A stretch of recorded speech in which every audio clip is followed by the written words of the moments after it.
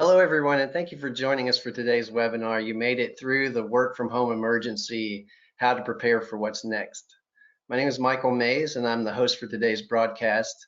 Everyone, of course, is on mute for the presentation, and you'll remain so, but please use the chat function to inform us of any audio or technical issues that you might have, and please give us any of your questions. Now we'll conduct 2 live polls in today's webinar since we're all together, so please join us for those. And at the end of the presentation, of course, we'll take some of your questions. And there'll be a recorded link for everyone that will be sent out post-event. Now, with us today is Armor's Security Operations Analyst, Jacob Beezer. I want to thank you for joining us today. Could you tell everyone a little bit about yourself and your role at Armor? Yeah, hi Mike, thanks, happy to be here. So I'm a security operations analyst. I work in the SOC here at Armor, have for a couple years now. I work primarily with detections and incident response. So I'll probably be talking to you if you guys ever see some interesting alerts in your portal. Great, well, I'll share my presentation now. Hope everyone can see that. Talk a little bit today about our agenda for the presentation. We're going to talk about some of the key cybersecurity challenges that we've seen with COVID-19.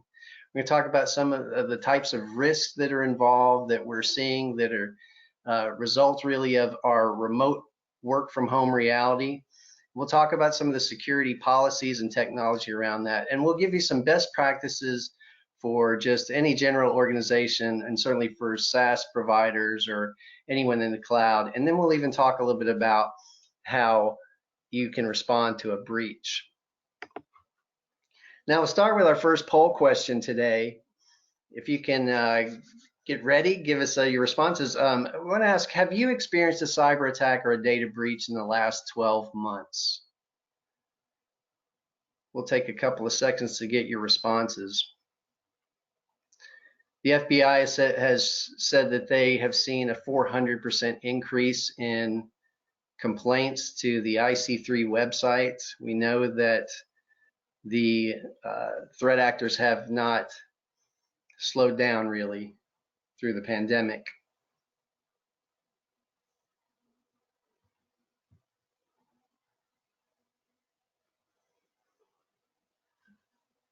So just waiting for some poll results to come through.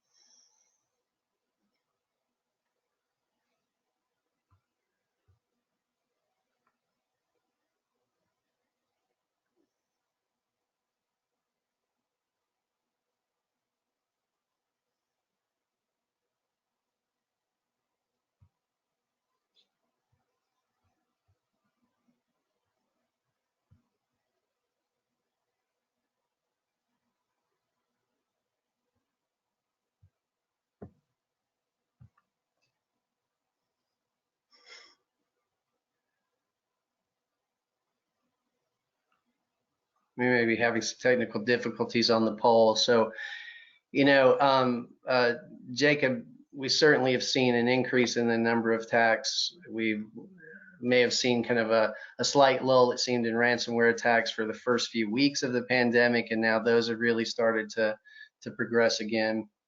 Mm-hmm. Go ahead. Oh, I'm so sorry. So the stat you mentioned earlier about the FBI's 4x increase has been really interesting. One of the things I think they also noted in an article I read was that a lot of them have been targeting. It's been nation-state actors targeting vaccine research. So a lot of the increase in crime we've seen have been across healthcare organizations, and then even organizations supporting those. Right, like there was a recent breach. Was kind of an attack on another service provider that breached another customer. So yeah. Well, let's talk a little bit. Let's get into the impact of COVID-19, really impact on cybersecurity, right? So we're now part of the most distributed workforce in history, and it happened very quickly. Yes. What are some of the other challenges that we're seeing due to the pandemic? Yeah, so I mean, all of a sudden we've got a workforce that's highly distributed.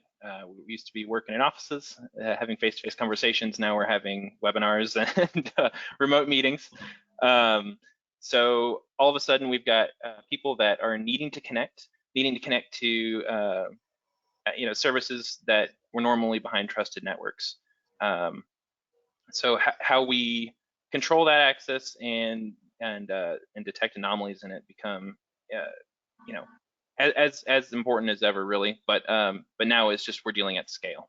And many of the cloud-based applications that many people are just starting to experiment with are now becoming critical to their business, critical to the world economy, right? And that also means a larger attack surface. There are just more opportunities for threat actors to reach out to us as we're all in our homes.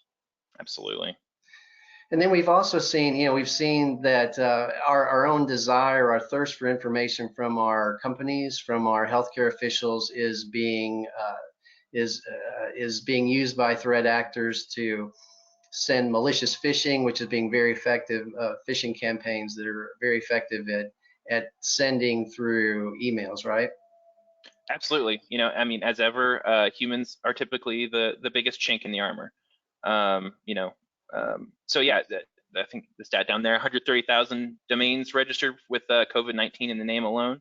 Over 10,000 have already been identified as malicious or part of a phishing attack. So yeah, controlling that source of information, it would go a long way in helping your employees avoid those links. So make sure that you're providing good sources of information for COVID-19 news.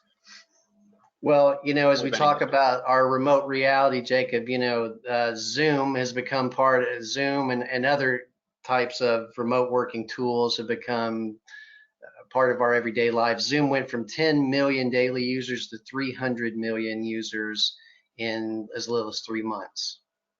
Wow. Yeah. So adoption's huge. It's through the roof, and a lot of these applications are struggling to keep up. So yeah, staying on top of patching is going to be really important. You mentioned Zoom. They had issues with people dropping in on calls. So that's a configuration issue, right? It turned out like you can set a password for your meetings. So make sure your users are aware of all those configuration settings that they should be to keep these meetings secure. Showed in a site that really tracks IoT connections, showed that there were 4 million open RDP ports, and that they have identified, and another 30 million additional connections to RDP happened really in March. So we know that there's more chance for threat actors to access that way. Absolutely, and RDP is pretty commonly used way to access Windows servers. But generally, just an open RDP port is not a recommended best practice. If you're just authenticating via password and username, an attacker could sit there and throw them at it until they got lucky. If someone's password was maybe weak enough, they might guess it in time. But there's plenty of things you can do to mitigate those sort of vulnerabilities. Like if you're having to expose these systems to the internet, there are other things you can put in place to vet those users before an attacker could just access that service, right? So like RDP is a great example because a remote desktop gateway would help prevent a lot of this, right? If you had someone that was actually authenticating through like a single sign-on before they could even access that resource via RDP, that would be a great measure to put in place. Some of the other deeper challenges really are just how we are going to evaluate risk from now on, right? A recent survey with IDG and CSO Magazine talked about how an overwhelming majority of IT leaders feel that the impact of the pandemic and how we've reacted to it is going to affect how they evaluate risk for the next 5 years. And many are beginning to reevaluate the security solutions that they are using and whether or not they're all adequate. Mm-hmm. Yeah, I mean, it very much will affect us for a long time to come. I think it's hard to call now just how long this is going to affect us. But, I would argue that it's always good to be calling into question the effectiveness of your security posture. It's always a good time to reevaluate these things. But now's a good opportunity as well, especially when you've got more remote work, right? How we're exposing the services those workers need securely and making sure that those employees, are staying up on security awareness so that they're not clicking those malicious links. They're, keeping themselves safe at home, right? Because now we've got these untrusted networks that everyone's connecting from. Yeah, it's good to help keep your employees knowledgeable so that way they can stay safe themselves too. Jacob, let's talk a little bit about some of the root causes of data breaches. We typically, we know that there are processes that are just going to fail because, well, we're experimenting and we're iterating quickly. But, it's surprising to know that half of the issues that we have really are ones that we bring upon ourselves. Yeah, unfortunately so. And, so about half of that pie chart right there is on the accidental half. And then half of that are things, human error, right? Someone forgets to lock down the port versus the process failure, where the process you have in place to make sure that that port does get locked down, there's a breakdown there, or it didn't account for something, right?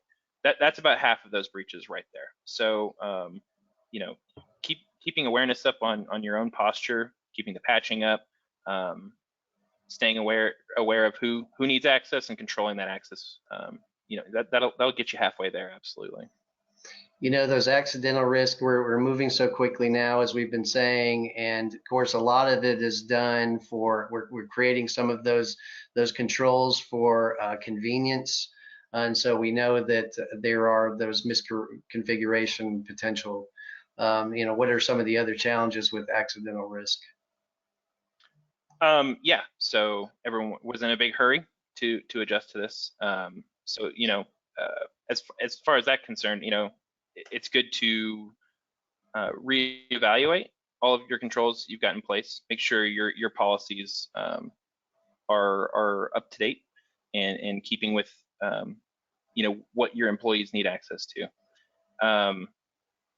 So yeah, you've also got misconfigurations and leaked credentials there. So it might be good to employ a service that's monitoring the dark web for dumps of credentials, right? Like it would be good to know as soon as possible that one of your employees' credentials have been leaked. That way you can get them changed, you can monitor their account, right? Because now that someone might have had access to this, you might need to review some things they've touched recently. And Jacob, we've been talking about, of course, those intentional threat actors, and we've talked about some of the vulnerabilities. I think one of the other challenges here is that we've had such a difficult economic impact with the pandemic, and so I think threat actors, those that are really typically motivated by financial gain, are really motivated at this point to increase their attacks. Absolutely, and I think kind of we alluded to earlier with the FBI statistic. If you're an industry that's supporting healthcare organizations right now or vaccine research, right? That's where we're seeing the really huge increase. In general, yeah, it's up though. I mean, for everyone, right? If you've got a business presence online, attacks are increasing, and that's because everyone's online, right? Even the attackers are stuck at home right now. Right. Now, in terms of our own processes, though, too, making sure that we have good backup systems, and even, folks connecting through to VPNs who are now find it easier to download a lot of data onto their desktops. We have some of those challenges. Absolutely. So yeah, how do you know when your secret sauce has been pulled down from your private cloud and is on your employee's desktop, right? You want to make sure that you're logging and paying attention to those sort of things. You want to be alerted the second that breach has occurred. So backup integrity, definitely very important now. Disks fail, data can become corrupted. It's great. You need to make sure that you've got that very important data somewhere that you could recover it later. It needs to be very durable. Jacob, I want to take a break now and take the second of our poll questions. Maybe we're still gathering some of those from the first ones. I'll at least go ahead and pitch this one out here. Well, actually, look, we did have a response now. I can see our poll questions from the first one, which was in terms of asking people if they have experienced a cyber attack in the last 12 months, and 62% have said no. That's 38% that said yes. So a little over, a third of them that have experienced some of that. And so, for our second poll question, what we have is, have you had a customer or an investor ask you about your cybersecurity program when evaluating your business? Part of what we saw in that survey was that many IT professionals were really beginning to look at their own programs and looking at whether or not more people are interested in that. And so quickly, responses from the poll, 78%, 79% now say 80%, and it's growing, have said they have had someone ask them about their own cybersecurity program when they're evaluating their own business. So people are interested, and people are having to really define what their program is. Yeah, it makes a lot of sense. A lot of this is about policy, right, and about awareness. It's about, but in terms of working from home, we know we have these multiple environments, right? Organizations are working with hybrids of these, something that they may control on premise. They may be working with multiple SaaS vendors, and of course, they may be housing a lot of their critical data and processes in the cloud. Yep, absolutely. So, we're distributed across stuff you own, the stuff you're borrowing, and then, the stuff the space you're renting, right? So it becomes very paramount that your internal processes understand where this data is living at any point in this cycle, right?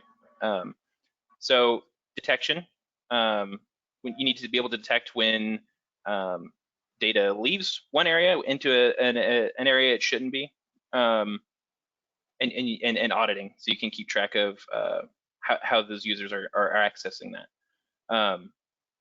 So yeah, there's definitely some unique challenges that operating in multiple environments present, right? You've got security controls across all three of these that might not be exactly the same. So how do you get your policies to align and cover you in these different domains? Definitely a solid question for all of you. Well, some best practices really for anyone who is operating across these multiple environments. Yeah, so network segmentation, as always, highly critical. This is sort of the least privileged access mentality as it applies to networks. If you've got devices that don't need to be able to communicate to each other, they shouldn't be. Don't have open services, or more importantly, right? Maybe you had a service that used to be open, making sure that those firewalls, get closed down too when things change. Identity and access management. So that's, how do you authenticate to systems, and how do that person prove they are who they say they are, right? Very critical. There's a lot of different solutions out there for all of these different areas, but it is a very modern solution to controlling authentication. So least privilege access would just be in terms of your users, right? If Bob doesn't need to be able to access the database server, Bob shouldn't access the database server. One of the big things we see a lot is permission creep, where you've got an employee that maybe been around for a while, worn a couple hats, and now they've got privileges to services that maybe they don't need anymore. You got to stay on top of that, keep that locked down, and employee churn, right, or furloughs going on in this time. Staying on top of who needs that access and who needs to have it removed, very critical. And what about context? What about context awareness, Jacob? Is that about threat intelligence, or is it about understanding kind of other kinds of information? Yeah, context awareness can be. It's providing context to the other things you're logging, right? So That could be the geo IP that your employees connecting from, right? If they normally connect from Dallas during the week, and then all of a sudden they're connecting from London, right? Right. Yeah. Exactly. That might be something worth alerting on. So providing context to how people are accessing things, that's gonna color a lot. And then visibility, right? I mean, we must have more noise now. We have more devices that are connecting. Yep. More devices, more logs. So getting your rules in place and tuning your alerts, can be very critical to help you cut through that noise and see the information that's actually actionable and useful, right? And for those that are SaaS providers who are providing those for others, some best practices for them to mitigate risk. So multi-factor authentication is great. You've got a couple of different ways to prove you are who you say you are, right? If they're calling your phone, then it's probably unlikely that they've got your password and your phone and your PIN number, and right. So the more things you add on there, you can help provide a more robust authentication framework. So dedicated administrator accounts. You don't want your users that are also administrators on a system doing their normal user tasks as their administrator account, right? That's damage can get done that way accidentally, or they get compromised, right? And now their regular user account is also their administrator account. Attacker now has admin on the box. It's good to make sure that all of those accounts are very separate and that they're only used appropriately. So that leads nicely into user education and policy. You got to keep your users up to date on what's going on and how they need to be interacting with the things that they interact with. Right. It's also very good to have a recovery plan for your admin account should it get locked out or removed, right? Definitely want to have an offline method of doing that. Have another administrator account, another super admin that could go in and take care of any issues with an admin account getting taken over or et cetera. Well, and vendor management, of course, right? It's so important because now we're connected with so many other third parties. We're sharing data. Important to kind of understand what those are and who has the proper controls for their data. Yep. I mean, you've got so many different vendors out there now. It can be hard to keep track of who's responsible for what and whose policies line up what way. So yeah, got to stay on top of those. Definitely talk to all your vendors and understand where the line in the sand is drawn. Recently, Jacob, our Chief Security Officer, Chris Stoff, made a point of these cybersecurity essentials. Tell me a little bit about these. So vulnerability and threat management, that's keeping up on your patches, right? Staying aware of recently released CVEs and other vulnerabilities, and that push that you're going to have to give your organization to get those remediated, right? Because for every team, that different patch might mean something else, a totally different headache. So how you empower them to get those changes done, will kind of make or break that first line of defense. And of course, the incident response plan, it shouldn't be the first time that you're looking at this. We were all caught a little bit off guard, certainly by the pandemic, but those incident response plans, continuity plans should be in place. Yes. Yep. Hopefully you've already come up with them. And especially by the time, a breach or God forbid happens, you want to have practiced it already. You want to know who's doing what, who you need to call. You want this to be your comfort blanket at that time, not scrambling to figure out, what you need to do also. Right. And awareness, right? So it's important now that we're doing some hands-on training with people. It seemed like we had begun to ramp organizations their training for phishing, but now as we're thirsty for information, it's even more important. Absolutely. Yep. Lots of links out there. And yeah, phishing still one of the most common attack vectors. Most common successful. Yeah. And compliance, as it continues, the rules haven't changed. We're actually sharing healthcare information as fast as we can so that we can actually get to some kinds of solutions. But that doesn't mean that we can, really let go of that data, that we still need to manage it. And and we need to also look at how we can transfer risk in other ways. Obviously, he mentioned in terms of cybersecurity insurance and other third-party controls, making sure the vendors that you work with also have their controls. Absolutely. Yep. Yeah, definitely good to know what is in your court of the field and what's in your vendors, right? All of that shared responsibility model, right? Mm-hmm. So what are some of the key questions that organizations should be asking themselves right now, in terms of just their visibility and their preparedness? Yep. So, what's the biggest risk you face, right? Is it customer credit card data that you're storing, or are you a PCI compliant business? Well, then maybe that might be one of your biggest risks. Or if you've got the Krabby Patty secret formula, you want to keep that real secure. How do you need to identify that keeping that data protected might be the largest risk your organization faces. And it's good to list these things out and prioritize them. What can you absolutely not live without, and then how you score those, right? So what could be more accepted risk.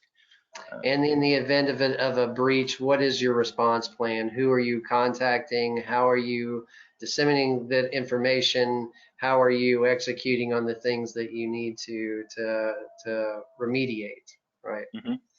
Yep. And then, of course, having your backup systems. Do you have backup systems? Do you have the 3-2-1 rule? 3 media. 3 copies on, 2 media, and 1 offsite always, right? Yep. Absolutely.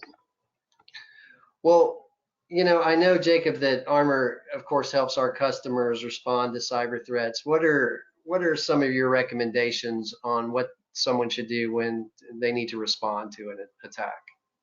The moment it's detected, engage, right? So start talking to your security provider. That's when your incident response plan begins.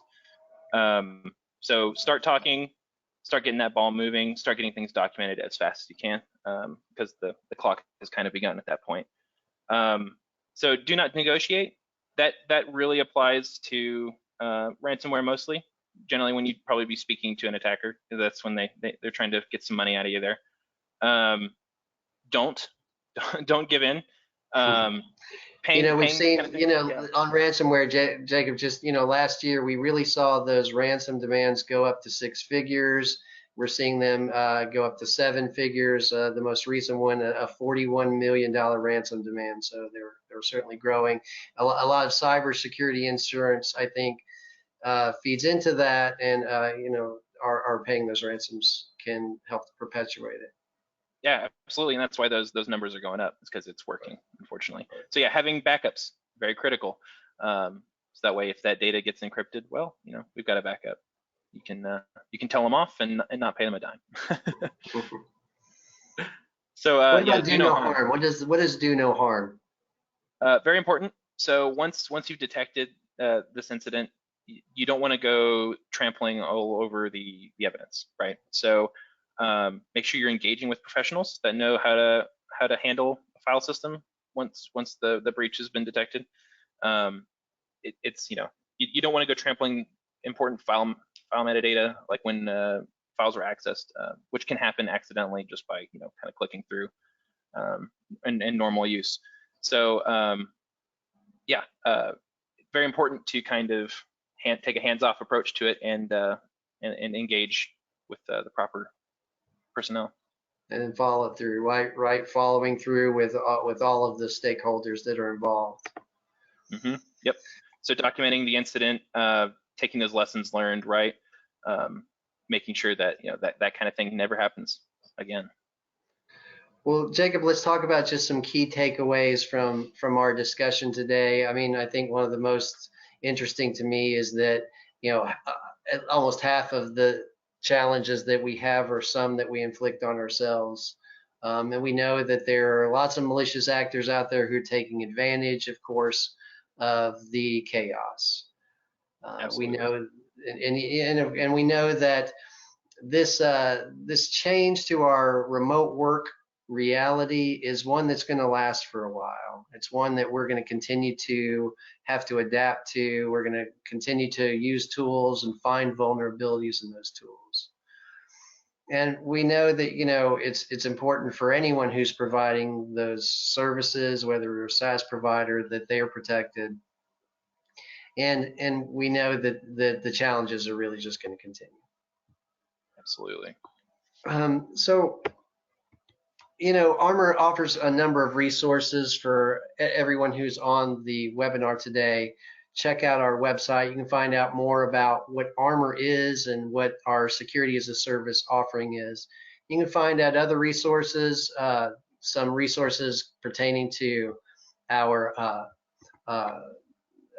different processes, some of our documentation, our collateral and risk management. Check us out there on the site. So we want to take some time now and get into our questions, get some questions from our audience. And we'd really like to hear from you. If you've already submitted questions, we should be able to see those. And while you're submitting questions, I do want to ask you to please participate in a survey at the end of the webinar. Let us know how we've done, give us some feedback. Also, if you think about a question after the broadcast is over, after we've closed, please submit those questions. We'll get back to you directly after the broadcast when we send the links and the deck.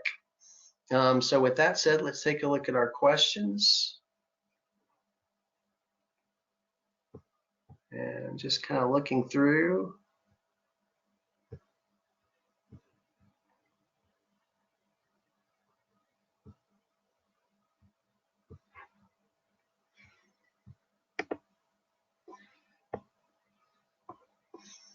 I don't see questions coming through on the tool right now. We may be having some technical difficulties on that, Jacob. So, I want to tell everyone thank you so much for joining us today for the webinar and for participating. I hope that you'll check out Armor for our resources on cybersecurity. Hope that everyone is being safe during the COVID pandemic. Jacob, thank you for joining us today, for your expertise and for your time. Everyone, again, please fill out the survey at the end of the session when you're prompted. And thank you so much for attending. Yeah, thanks everyone for attending. Thanks, Mike. Thanks, Jacob. Apologies that you guys are having some issues on your end for technicality. I do see some questions coming in, so I can just ask them from my end. Perfect. The first question we see that came in is, how does multi-factor authentication or biometrics change during a pandemic? No touching, people wearing masks, etc. So how can we help still, meet those security requirements, but still being safe and healthy while doing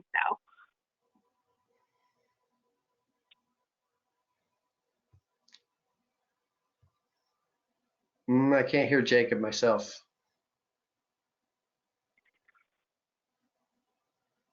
Jacob, do you want to take the first question? Sorry. Yeah, we're just having some challenges with his sound. That's all right. Oh, okay. We'll get him back up. Well, and the question, even in our own offices, for sure, we are looking at all kinds of ways that we can address those. When you're touching different services, when you're touching security systems, even to get into buildings, right? But yeah, Jacob, I think we've got your voice, we got your sound back now. Oh, you do? Can you hear me? There we go. Excellent. Great. Yeah. Interesting question about the contact services.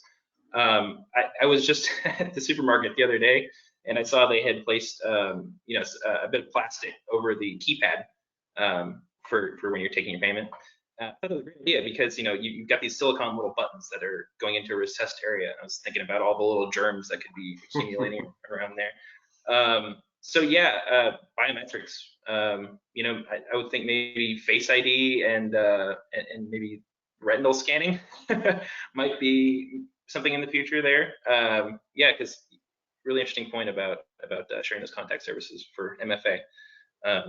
Obviously, I'm not an expert in biometrics or that field at all, but yeah, wow, definitely something for them to be thinking about. Rachel, do you have other questions? Yeah, I do. I've got a few more. The first one, what are some tools and training you can recommend for non-technical employees to protect their home network? I don't think I have any resources off the top of my head. But good question. That you're seeing more of a call for organizations to help their employees with their home connections to make sure that they're safe. It's just another safeguard for your organization to consider how your people are connecting, and some people may not have even afforded maybe to create a secure environment, and so it's important to help them if you can. Right. Yeah. I mean, default configuration of routers might be something worth talking about with some of your users, right? Making sure that they're not just rolling with the defaults, because a lot of those defaults can be pretty spotty. And not using the guest network in your apartment complex, maybe. Right. Okay, and our next question, for a small company that is just starting their security team, where can we start? What are some of the first few milestones? I would say probably creating a baseline of your environment it would be a great place for any team to start. Understand what devices are connecting when and what needs to talk. Once you can start narrowing that baseline down, then you can start fine-tuning your alerting and start detecting abnormalities, right? But yeah, baselining is a huge first step. Okay, perfect. And then I've got one more. We receive a lot of security assessments from customers. These are very detailed and very time-consuming to complete.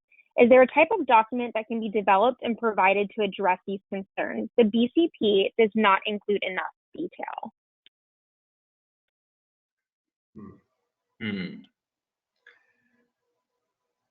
Well, I know that Armor provides a number of different checklists and things to help people in evaluating and setting up their protocols.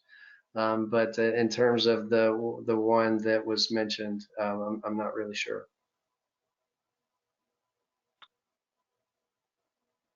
Yeah, and I would say Beth, who had asked that, and some of the other questions about tools and training, Armor has quite a bit of resource out on our website that I definitely recommend going and reading up on.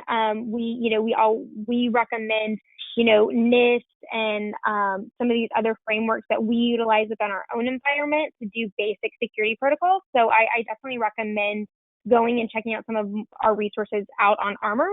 Some of them are very easily downloadable. You can download, print, use it as a kind of a worksheet to kind of address and get started. One more question just came in. We have a small team. Do you think we should go full cloud-based?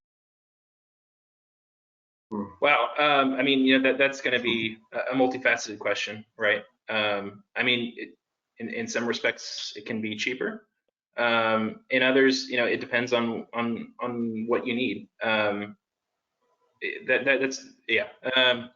A lot of factors to that. I definitely would hesitate to recommend you to do either. That's definitely something you want to evaluate the cost and benefits of for your own organization. But what kind of organization you are, what services or products you're providing, and how you manage data, what kinds of data you are collecting or sharing or selling in some cases. Mm-hmm. Okay, yeah, those are the only questions we've received so far. Well, again, thank you everyone for joining us. Jacob, thank you for your time and your expertise as always. And please give us some feedback and join us again for other Armor events. Thanks, Mike. It's a lot of fun. Thank you.